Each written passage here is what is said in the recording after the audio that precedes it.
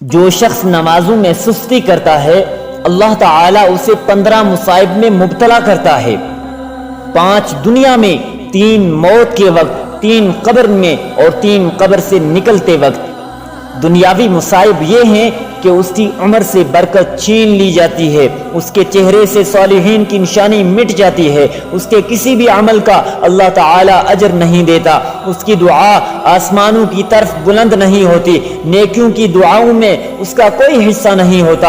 اور جو مصائب اسے موت کے وقت درپیش ہوں گے وہ یہ ہیں کہ وہ ذلیل ہو کر مرے گا، بھوکا مرے گا اور پیاسا مرے گا۔ اگر اسے دنیا کے تمام سمندر پلا دیے جائیں تو بھی اس کی پیاس نہیں بجھے گی۔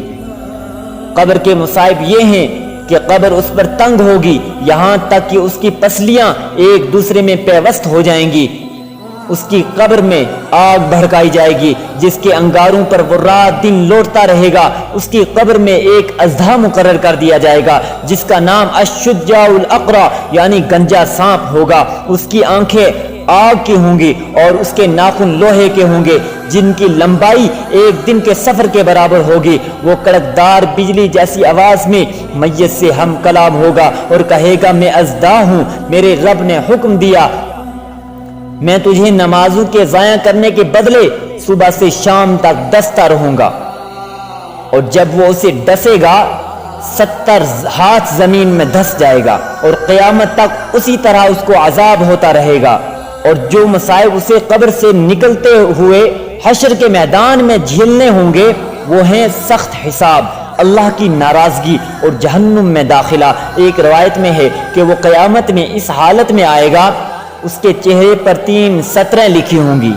پہلی سطر یہ ہوگی اے اللہ کے حقوق ضائع کرنے والے، دوسری سطر ہوگی اے اللہ کی ناراضگی کے لیے مخصوص، اور تیسری سطر ہوگی جیسے تو نے اللہ کے حقوق دنیا میں ضائع کیے ہیں ایسے ہی تو آج اللہ کی رحمت سے نا امید ہوگا۔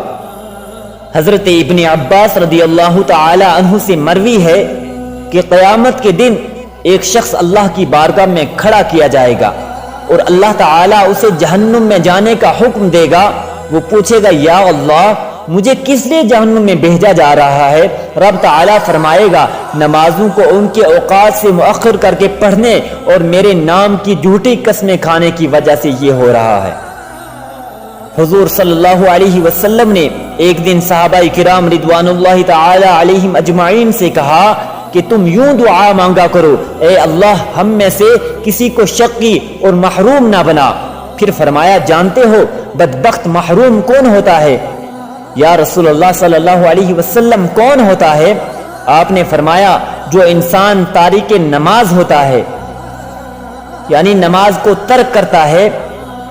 آپ نے فرمایا کہ قیامت کے دن سب سے پہلے تارکین نماز کے منہ کالے کیے جائیں گے، اور جہنم میں ایک وادی ہے جسے لم لم کہا جاتا ہے، اس میں سانپ رہتے ہیں، ہر سانپ اونٹ جتنا موٹا اور 1 ماہ کے سفر کے برابر طویل ہوگا۔